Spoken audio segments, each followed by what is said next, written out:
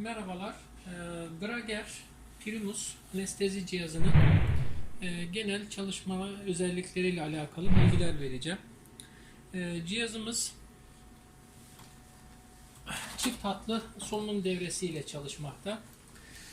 Cihazımızın bir tane Inspirium, bir tane de Experium'da flow sensörü var.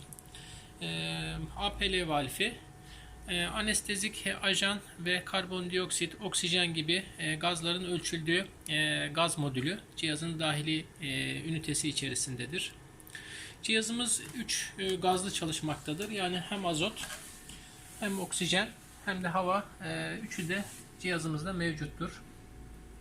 Buradan kullanıcı oksijenle beraber hava veya azot seçeneğini seçebilmektedir. Cihazımız şu anda standby modu özelliğinde. Buradan hastanın yaşını ve kilogramını girerek her istediğimiz ventilasyon modunda cihazımızı başlatabiliyoruz. Mesela örnek olarak biz hacim kontrollü ventilasyonda sistemi başlatacağız. Tıkladığımız zaman mutlaka parametreyi döner tuşla onaylamamız gerekiyor. Onayladıktan sonra ayarlamamız gereken parametreler kısmı burada. İlk olarak tidal volüm değerini ayarlıyoruz. Tidal volüm değerini azaltıp düşürebiliyoruz. Yine bu döner tuşla bunu yapıyoruz. Solunum sayımız, inspirasyon zamanımız, bundan sonra PEEP seviyemizi yine buradan ayarlayabiliyoruz. Flow metresi dijital flow metre. Oksijen miktarımızı yine buradan ayarlayabiliyoruz.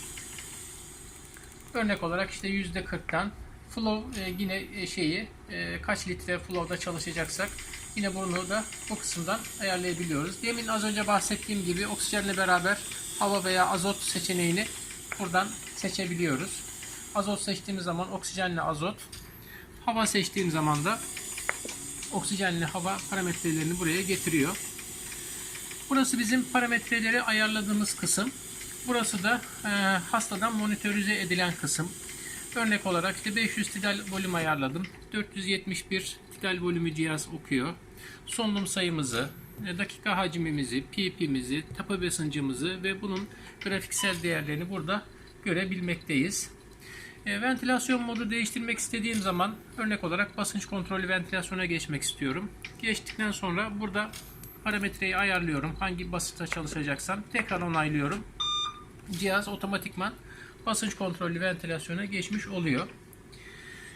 Manuel ventilasyona geçmek istediğim zaman da yani elle ventilasyon yapmak istediğim zaman da bunu tıklayıp onaylıyorum. Bu sefer balonla ventilasyon yapıyorum.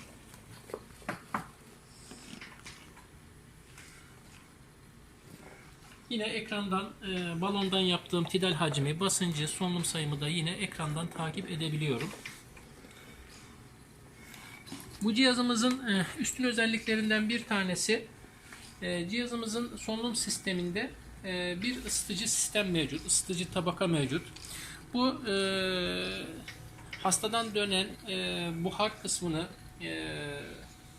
valflere ulaşmasını engelleyerek ısıtır. Böylelikle içerideki sensörler daha uzun süreli, daha uzun vadeli kullanılabilmektedir. Bu cihazın bir üstün özelliği. Diğer bir üstün özelliği low flow oksijende, low flow dakika hacminde cihaz çalışabilmekte.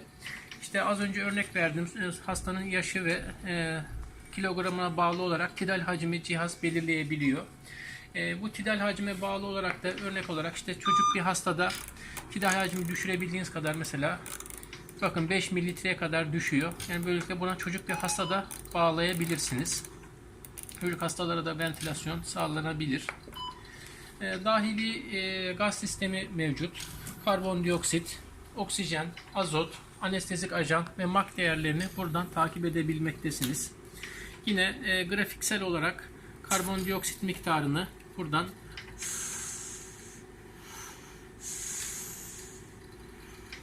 takip edebilmektesiniz. Cihazımızın dahili bataryası mevcut. Elektrik kesintilerinde en az 1 saat, 1,5 saat süreyle sistemi destekleyebilecek dahili bataryası var. Onun dışında yine cihazımızda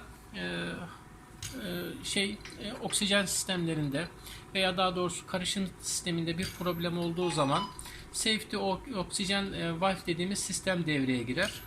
Böylelikle o andaki sıkıntıyı sadece hastaya oksijen vererek vakayı devam ettirebilirsiniz. Yani bir şekilde bu güvenlik valfi şeklinde düşünebilir. Yani normalde biz burada hava ile karışımını sağlayarak hastaya gönderiyoruz örnek olarak. İşte mikser sisteminde bir problem olduğu zaman sadece oksijenle buradaki flow'u ayarlayarak vakanın devam etmesini sağlayabilmektesiniz. Bir de cihazımızın üzerinde hasta başı monitör sistemi mevcut. Bununla da yine hastanın EKG'sini, satürasyonunu, tansiyonunu ve opsiyonel olarak invazif arter basınçlarını takip edebilmektesiniz. Cihazın gaz girişleri, oksijen ve azot girişleri arka tarafında.